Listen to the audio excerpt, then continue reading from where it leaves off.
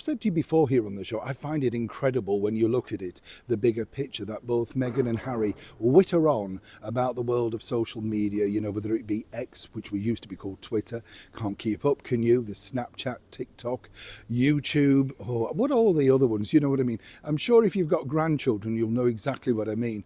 They all know the latest thing, and suddenly you're old hat, aren't you, if you're saying the wrong thing?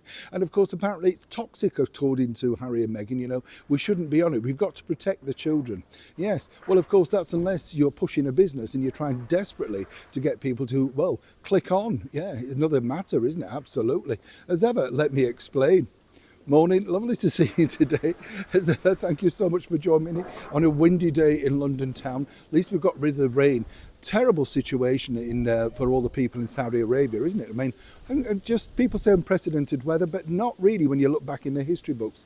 Also, can we say, you know, a bit of time out and prayers and God blesses for everybody in Australia. Over the last few days, they've had some terrible situations to deal with out there. A lot of people, you know, said you've not mentioned it. I don't necessarily like to jump on the bandwagon. Obviously, we send, you know, prayers and good wishes and everything to everybody out there. Terrible time, absolutely terrible. I mean, you know, what is going on in the world? It's just, you know, but I also wonder as well, did these things happen before, but they're amplified in the, you know, the news world that we live in?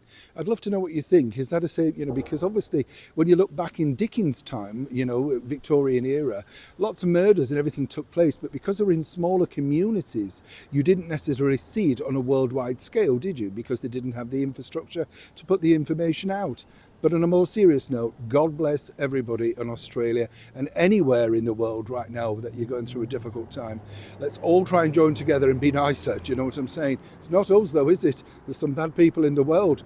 Back as ever to your royal story in the day of the day, should I say. Yeah, now here I just, as I say, find this fascinating because people who have worked inside the Archwell company, and there's been many as you can imagine, really do throw out the idea that Harry and Meghan are not across the world of social media, you know. Now, it's interesting because, as I say, they've gone through quite a lot of people, and all of those NDAs don't mean anything in the end because you can't silence people if you haven't looked after them correctly, you know what I'm saying? And the bottom line now really for literally Meghan and Harry is simply this: it's been exposed that, you know, Meghan herself is almost addicted to the world of social media and actually comes with her narrative about where they should reposition themselves. And this makes perfect sense if you are a budding celebrity. That's what celebrities do.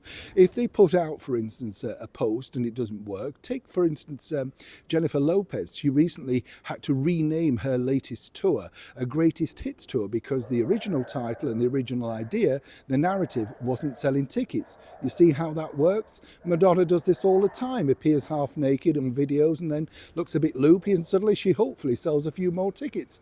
Meghan and Harry have multiple accounts according to this source, and they regularly check in on social media to see what the rest of the world is saying. That can't be pleasant, can it?